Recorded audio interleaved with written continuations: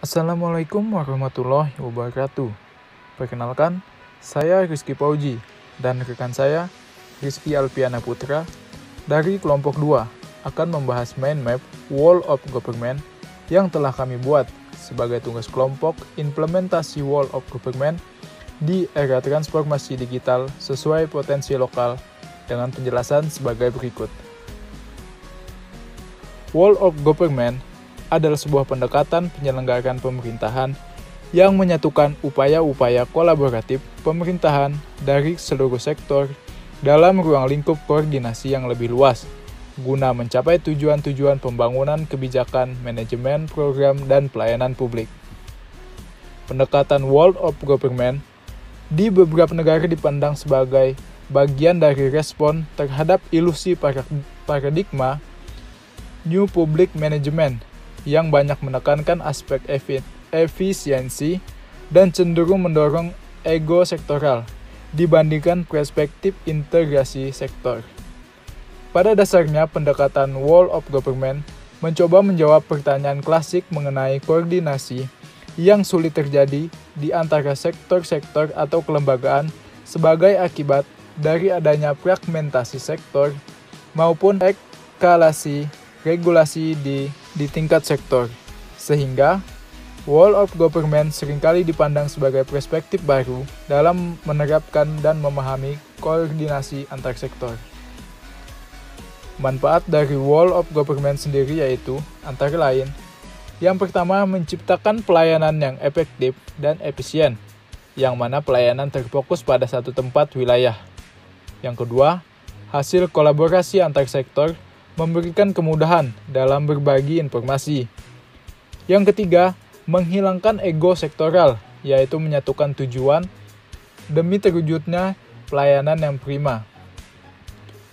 Jenis dari pelayanan Wall of Government yang pertama, yaitu adalah administratif, yaitu pelayanan publik yang menghasilkan berbagai produk dokumen resmi yang dibutuhkan oleh masyarakat.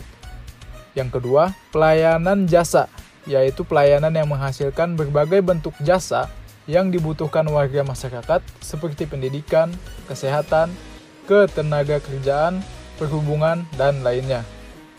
Yang ketiga, pelayanan barang, yaitu adalah pelayanan yang menghasilkan jenis barang yang dibutuhkan oleh masyarakat seperti misalnya jalan, perumahan, jaringan telepon, listrik, air bersih, dan yang lainnya. Dan yang keempat, pelayanan regulatif, yaitu pelayanan melalui penegakan hukum dan peraturan perundang-undangan maupun kebijakan publik yang mengatur sendi-sendi kehidupan masyarakat. Ya. Terima kasih rekan Fauji atas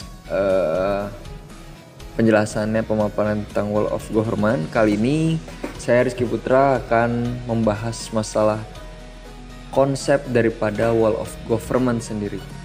Jadi yang pertama, Wall of Government akan meliputi suatu bidang yang akan terus berkoordinasi. Hal ini menyebabkan akan timbulnya suatu integrasi dan akan mendekatkan dan melibatkan semua sektor yang berperan pada kebijakan atau pelayanan Wall of Government tersebut. Sehingga dapat kita simpulkan bahwasanya Wall of Government adalah suatu hal yang dilakukan bersama-sama demi upaya untuk memangkas birokrasi secara efisien dan secara efektif. Dan yang selanjutnya, tentu Wall of Government sendiri memiliki berbagai tantangan. Yang pertama adalah kesiapan daripada kapasitas sumber daya manusia dan kesiapan institusi untuk bersikap Wall of Government itu sendiri.